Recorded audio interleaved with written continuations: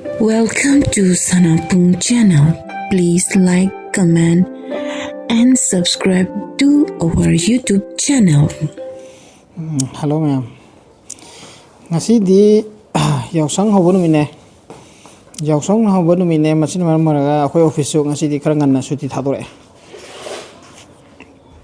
Adugi ai yum hala yeng kanda ai nupi nahangai mahausa go madam sa gam thongamme ngasi thongi na nga maru makok thongoduna makok maru thongba hana buto aduga kanghau ma taw ngorme ado ma'am haningi de kanasu polak pa matamda loima haira polak pa kanasu yaw ponte da afaw faw kana wajinu polak pa gi magi tongan ba quality ama yaw ko dia aduga hairaga loi polak pa dina te magi surrounding magi atmosphere my environment matungina ma haikala ko ne ba adumai to gan haningi di akoi je polak pa da ga su hair polak pa nate tawr tawr hairak pani sini da haningi sa aduma ain tawduna ai jo YouTuber je oininge dana hekta oibe aba nate magi rule myam lairi myam na kamai tawr nungsi bidino kamai tawr pamna dino haibidi mong video nambagi technique po hire jo mo hire jo ko adumai tawr ma'am ले आइना खाई पामजब YouTuber के कांगलाई प्यार होय तातोन होय अदगी सचिन कर होय मैं कांगू दो हम पामजै मैं वीडियो जे सुम येंगा आइजु वीडियो जे सुम थागानिंगे यूट्यूबर ओइनिंगे अब अदुगा मैं येंगना मतमदि आइमोद लेजिने जस्ट फोन मसा अम खतनेबा अदो फोन मसा जिना सुम नम्मने ngasi आइना माइक्रोफोन अमा हाबिदि यूट्यूबर ओइगे हारगदि माइक्रोफोन अमा कक्तबा यादे माइक्रोफोन अमा use to the deva not the sound no the sound gidam ta khallaga microphone ma ngasi ka ubne baina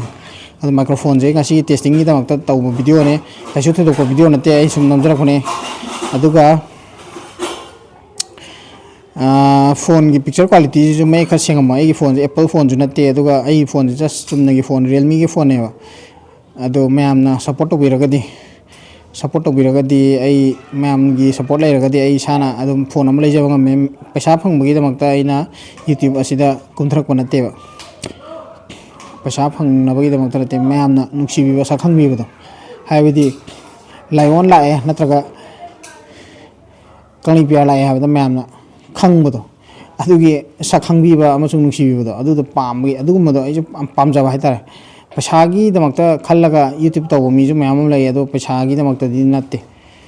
मेबना हिंगदा पैसादी सांगे अदो आई सामक्ति पैसागी दमकता तौजब नते दि मैम न सुम नुक्सिबिबा मैम न सखंबिबदा अदुगी दमकता आइना सुम वीडियो जे नमनिंगबा अमा तौनिंगबा हाइतार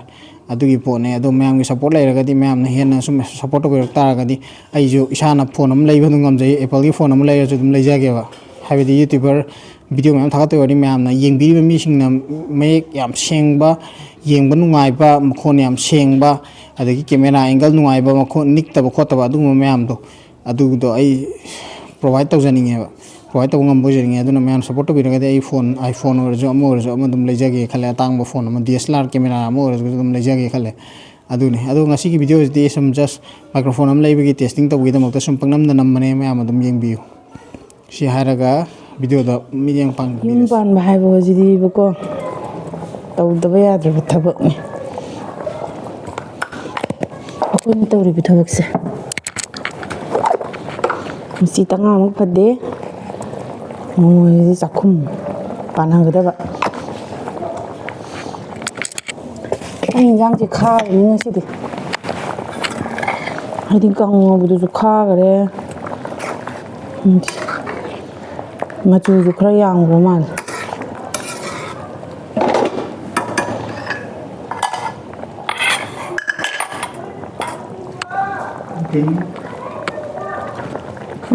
adagidi kango karo khabim jungore sidi bamjawani saka sakam ganda thungnu han kira ga ko yar kada situne ba ta situno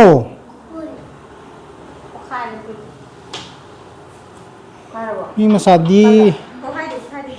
nakading satpagi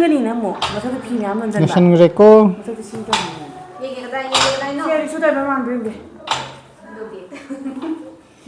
bag ama yan salo yaoshangni pesani bisa tore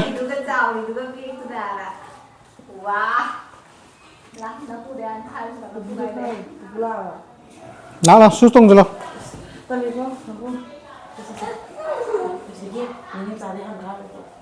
nim sa hana khai ro so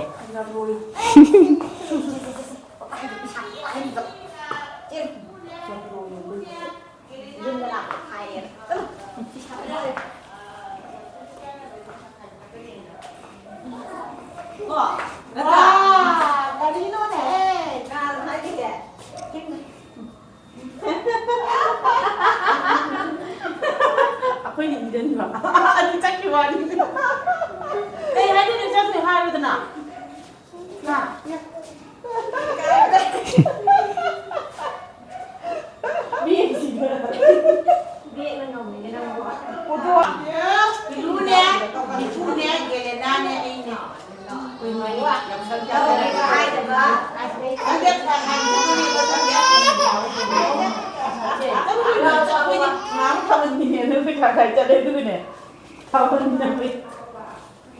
hapo pe sa ko lu ko won ta nan bi yo na ma bo da